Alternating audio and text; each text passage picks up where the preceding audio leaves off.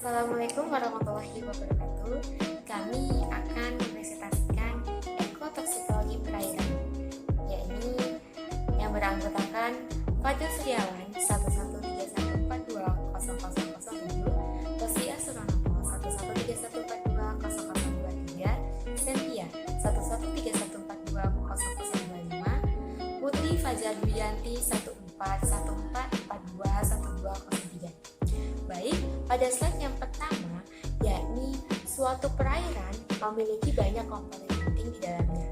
Salah satunya adalah adanya beberapa komponen kimia.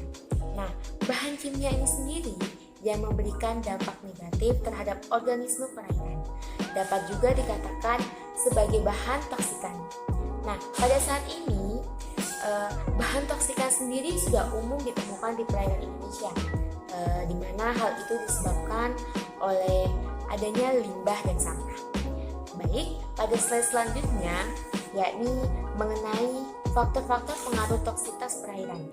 Nah, pada hypen pertama di mana suatu suhu dan temperatur.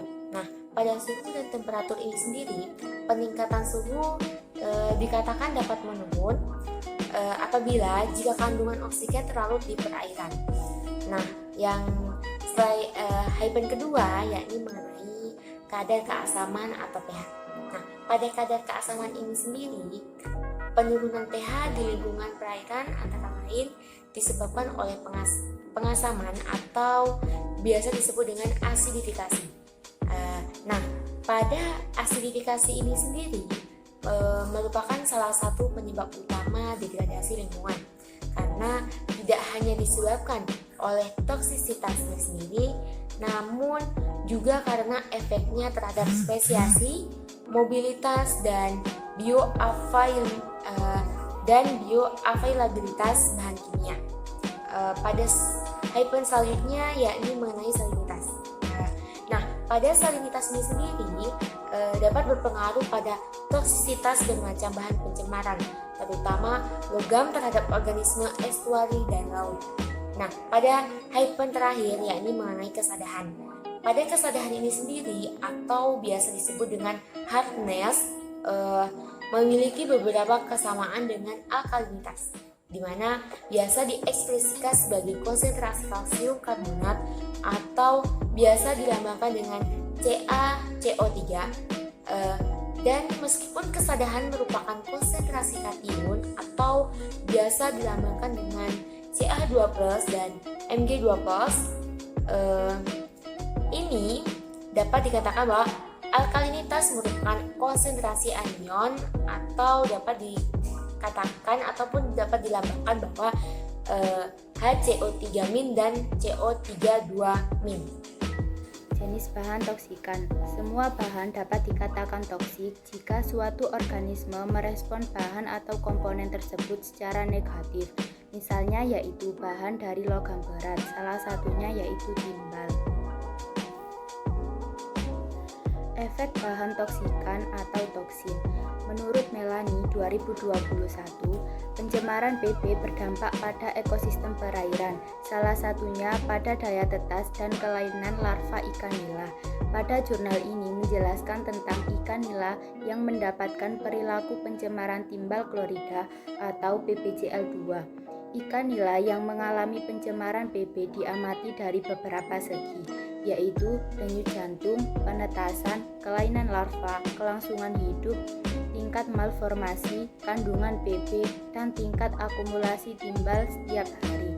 Berdasarkan hasil penelitian, telur ikan nila menetas pada hari ketiga atau keempat setelah paparan. Panjang larva berkisar 11,33 hingga 11,40 mm. Dan denyut jantung larva ikan nila cenderung terkontrol pada beberapa perlakuan kecuali pada perlakuan C, yaitu 0,63 mg/L. Hal itu menunjukkan tidak ada pengaruh toksikologi BB pada tingkat kelangsungan hidup dan panjang larva jika dosis BB kecil dan singkatnya waktu pemaparan. Satu-satunya yang berdampak dari paparan timbal klorida yaitu denyut jantung ikan nila dengan dosis BB 0,63 mg/liter. Selanjutnya, paparan PB mengakibatkan peningkatan denyut jantung yang nantinya akan berimbas pada penurunan jumlah oksigen yang diinduksi ke dalam tubuh akibat kerusakan insang. Penurunan jumlah oksigen akan mengganggu metabolisme tubuh ikan, aliran darah, dan tingkat stres pada ikan. Laju akumulasi harian dan faktor biokonsentrasi PB cenderung meningkat seiring peningkatan PB pada media paparan larva ikan nila, yaitu pada perlakuan C. PB yang terakumulasi pada jaringan tulang larva ikan memberikan dampak positif.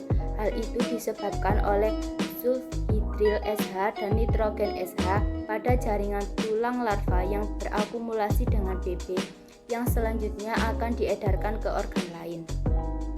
Namun, PB yang terakumulasi akan mengganggu pertukaran kalsium pada jaringan tulang larva ikan.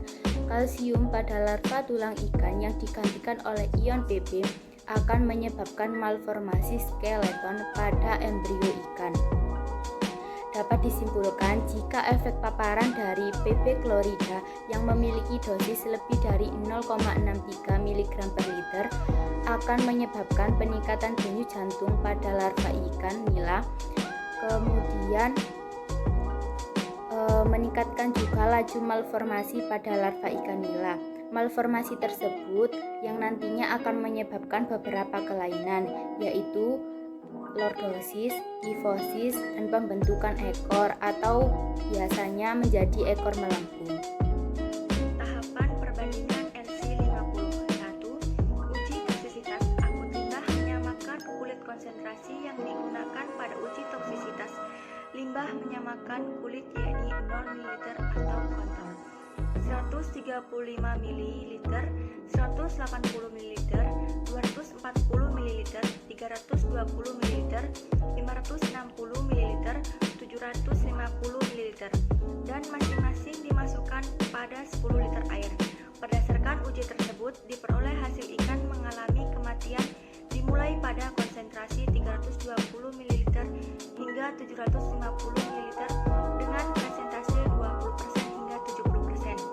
Kedua, uji toksisitas insektisida piretroid dengan kandungan deltametrin.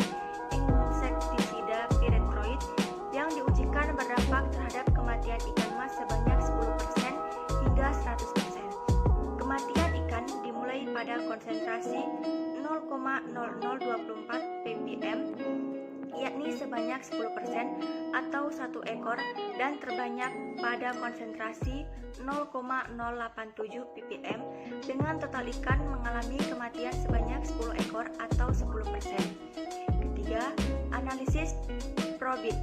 Pada uji toksik menyamakan kulit dan uji toksik insektisida piretroid dengan kandungan deltametrin berpengaruh signifikan terhadap mortalitas hewan uji dengan masing-masing nilai 0,96 dan 0,99 pada uji toksik limbah menyamakan kulit.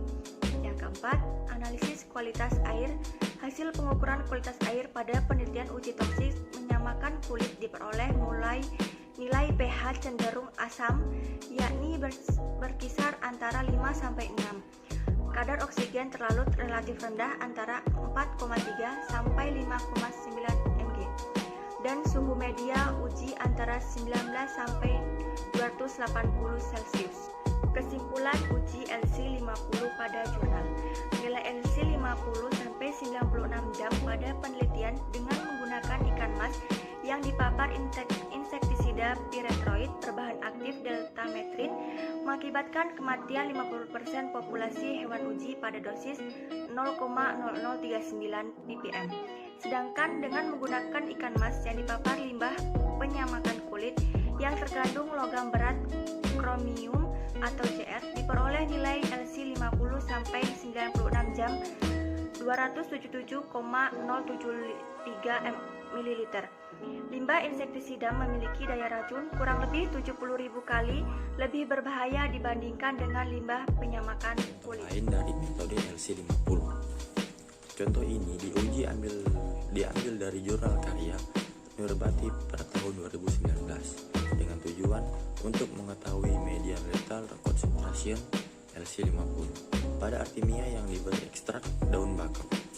pertama, hasil menunjukkan nilai LC50 ditemukan pada konsentrasi 76,4 ppm sehingga disimpulkan bahwa ekstrak daun bakau bersifat toksik bagi artemia dengan konsentrasi tertentu dan konsentrasi ekstrak daun bakau yang aman bagi artemia adalah di bawah 76 ppm.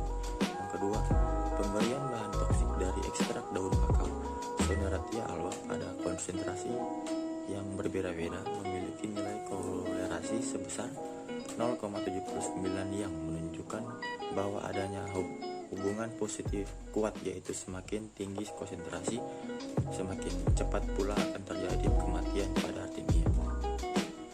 Pada slide 10 ada sebuah tabel yang berisikan contoh analisis probit di Excel. Berikut tabel pada slide tersebut. Lanjut, kemudian pada tabel 11 ada gambaran grafik probit analisis LC50 calculation. Berikut grafiknya. Kemudian pada slide ke-12 ada referensi. Dan pada slide selanjutnya, mohon maaf jika ada kesalahan kata dalam berbicara atau kurang bagus cara bicara.